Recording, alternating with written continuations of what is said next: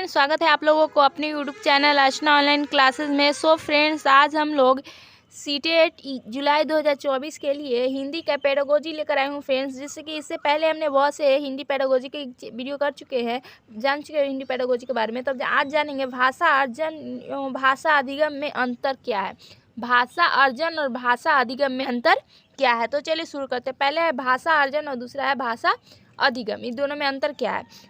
तो भाषा अर्जन हो जाए अचेतन प्रक्रिया, क्या है? अचेतन प्रक्रिया। जबकि भाषा अधिगम क्या है? चेतन प्रक्रिया। क्या है? चेतन प्रक्रिया है। भाषा अर्जन स्वाभाविक प्रक्रिया है, जबकि भाषा अधिगम क्या है? नियमबद्ध प्रक्रिया है। ठीक है, नियमबद्ध प्रक्रिया है। तो जानते कि भाषा अर्जन जो है अनौपचारिक है, जबकि भाषा अधिगम क्या है? औपचारिक प्रक्रिया है। ठीक है, अब है कि भाषा अर्जन जो है वो मातृभाषा है, जबकि भाषा अधिगम क्या है? दूसरी भाषा। अब इसको समझते हम लोग अच्छे तरह से। ठीक है, बोल रहा है कि भाषा अर्जन, भाषा अर्जन उसे कहते हैं जो हम लोग बचपन से जिसे जानते हैं। हम लोग को अपने हिंदी या फिर जो भी हम लोग यूज़ करते हैं लैंग्वेज, उसको बोलने के लिए हम लोग को कोई भी हम लोग को ध्यान देने की ज़रूरत नहीं पड़ी। हम लोग ऐसे ही सीख गए, बस बोलते गए सीख गए।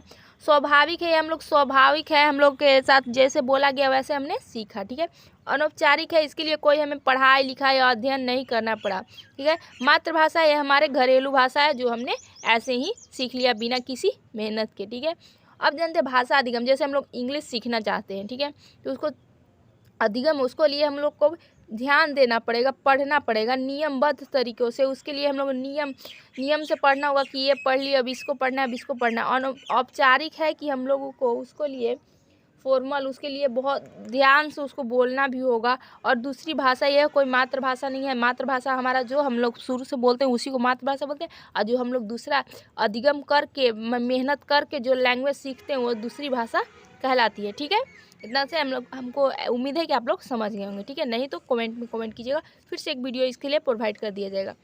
तो है कि भाषा अर्जन और भाषा अधिगम का मुख्य अंतर क्या है।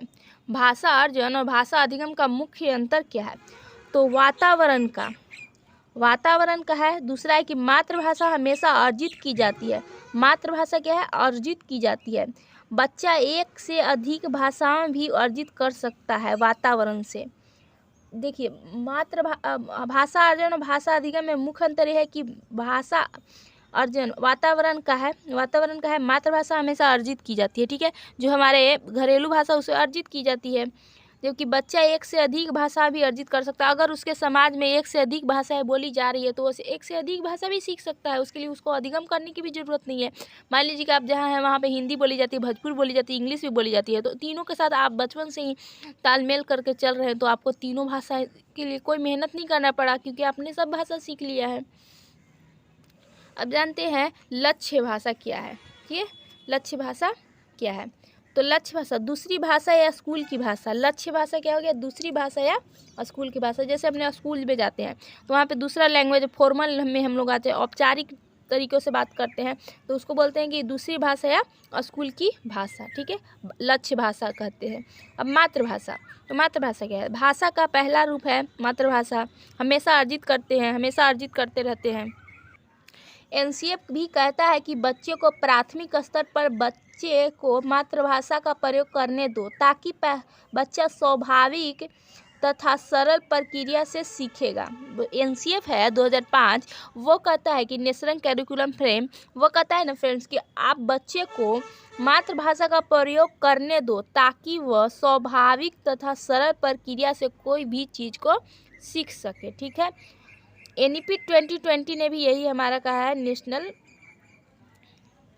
एजुकेशन पॉलिसी जो है वो बोला है कि हम लोग को बच्चों को मातृभाषा में ही उसका क्लास करवाना है। तो चलिए जानते हैं आगे। बच्चे को स्वयं को अभिव्यक्त करने देंगे अपनी मातृभाषा में। बच्चा जो पहला कक्षा में आता है, दूसरा कक्षा में, तीसरा कक्षा में, बच्चे जो होते हैं उन्हें खुद को प्रेजेंट करने देंगे उनके खुद के भाषा में। ठीक है, मातृभाषा प्रयोग करने की वजह से बच्चे की भाषा में क्षेत्रीय भाषा का प्रभाव हो सकता है। बोल रहा है कि मातृभाषा का प्रयोग करने की वजह से बच्चे की भाषा में क्षेत्रीय भाषा का प्रभाव हो सकता है। जैसे सड़क को सड़क बोलेगा, जो सड़क है उसको सड़क बोलना, यह एक स्वाभाविक बात है। यह क्या है? स्वाभाविक बात है। हम मातृभाषा और बहुभाषिक को स्वीकार करते हैं। हम कक्षा में जाते हैं तो वहाँ पे हम लोग मातृभाषा और बहुभाषा को भी स्वीकार करते हैं। कोई बच्चा कुछ भी बोल रहा है, कोई मातृभाषा बोल रहा है, कोई और भाषा बोल रहा है, तो उसे हमें स्वीकार करते हैं। ठीक है, इसके साथ हमने हिंदी पेडागोजी का ये आज का टॉपिक ख़त्म कर लिया है फ्रेंड्स। अधिगम और भाषा अर्जन में अंतर। तो मिलते हैं नेक्स्ट टॉपिक के साथ नेक्स्ट वीडियो में। Thanks for watching, bye bye.